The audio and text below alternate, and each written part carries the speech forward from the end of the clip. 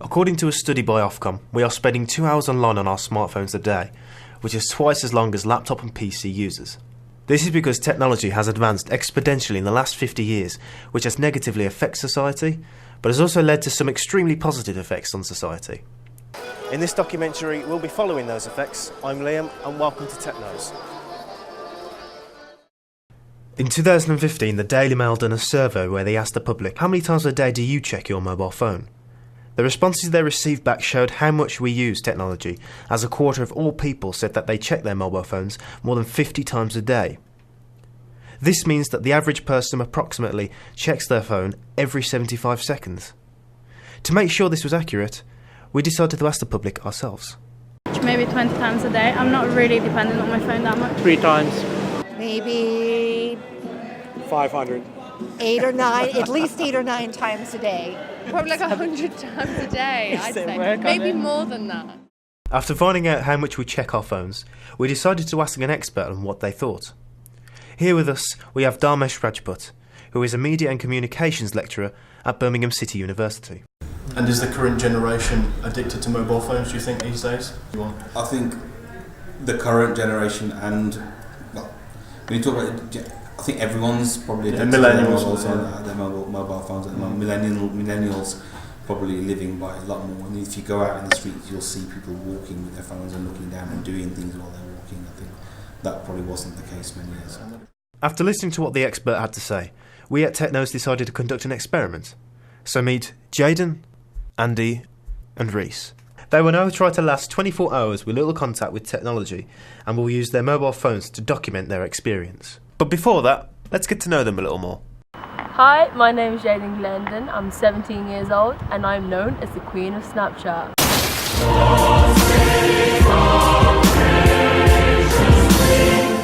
Snapchat is definitely one of my favourite apps to use for social media. I've got a range of people on there internationally and everything. It's just a way of communicating and I use it literally every day for like hours at a time. A whole day without technology, it wouldn't be easy. I definitely think it just wouldn't. So I think it would be really hard and I think I'd probably end up breaking it, to be honest. So my name's Andy and I'm the creator of the Halo page called LFTF.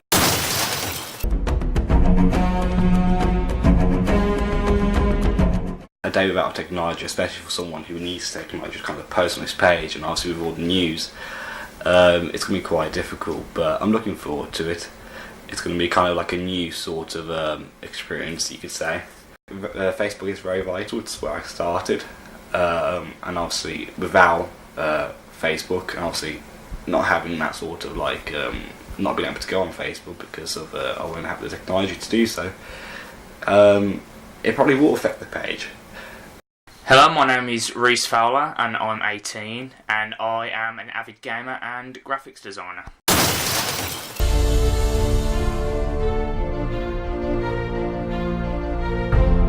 I game quite a lot, as you can probably tell. It's just something I enjoy. Bit of a break between all the graphics stuff and that I do. I mean, I wouldn't say addicted. I mean, technology's kind of required for what I do, so I'm sort of required to be on it all the time. The fact that I'm on it to play games is, it's kind of just a supplement. It's sort of what I choose to do in my free time. So I'm definitely going to give it a try and see if I can actually occupy myself for the whole day without having to do it, without going on my computer. That's not going to be easy. It's around about 10 right now, or 9:30. Yeah, it's 9:30. So I've literally just woke up. I'm not looking forward to it, especially I've got a lot of social media pages to update normally, and without doing that today, it's going to be quite weird. I don't think it's gonna work. So yeah, that's about it. And I'll see you at 12. Just got up, got dressed. Today is my first day without Snapchat and Facebook. So far, so good. Like, I reckon I can do this. Shouldn't be too hard. But just in case, wish me good luck. Right, so it's the first day of my day without tech. I'm actually going out for a bit to a mate's because I haven't really got anything else to do.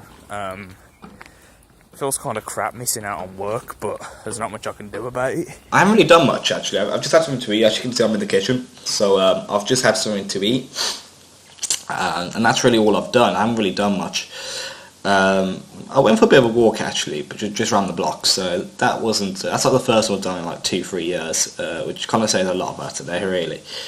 So yesterday, I went out with some friends, and I didn't have my phone to listen to music, and I didn't realise the importance technology had on me. I didn't realise that would have such a big impact on me. In fact, I got very frustrated and angry, and like I prefer just to have my earphones in, just like walking around, just chilling, like listening to my music. That's what I want. And the fact that I couldn't do that, it was very frustrating. 20 years ago, listening to music was a lot more difficult than it is today, as there are no access to iPhones or iPods, which allow you to listen to music on the go. Back then, you had to rely on record shops, concerts to listen to your latest hits. So to show you how difficult it was, we come to the Custom Factory, where people would have met their friends during the time. And we're going to take a short journey to the nearest record shop. The time is currently 1 o'clock as we start the journey.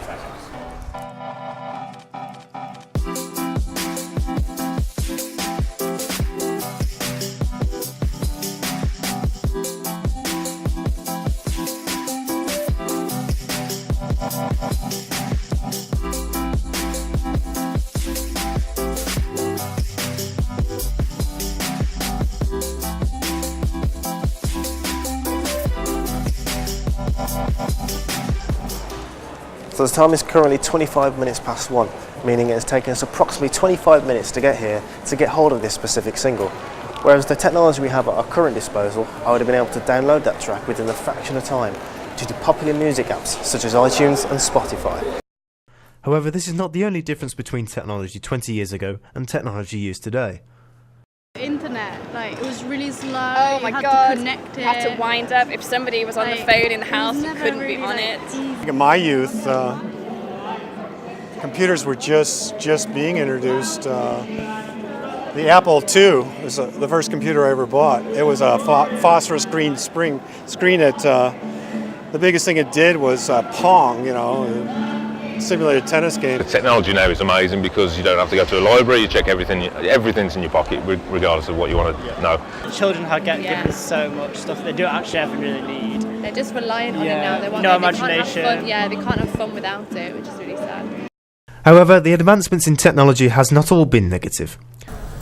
So technology's been good in kind of working with students through access to, you can use Facebook or Twitter to communicate, to get messages out to them. You can do, video content. You can flip the classroom so you can show the content and do a lecture by video first and then talk about it in the lecture. As you can see, there are both positive and negative aspects to technology. However, to get a real perspective of the changes, we continue with the participants. I went out earlier, as you know, see a friend. That was about 10 o'clock. Yeah, I got back about 2 hours ago. It's actually been okay. Yeah, it's not as bad as I thought it was. But we'll see if that lasts for the rest of the night. I highly doubt that it will. So it's now 3 o'clock, and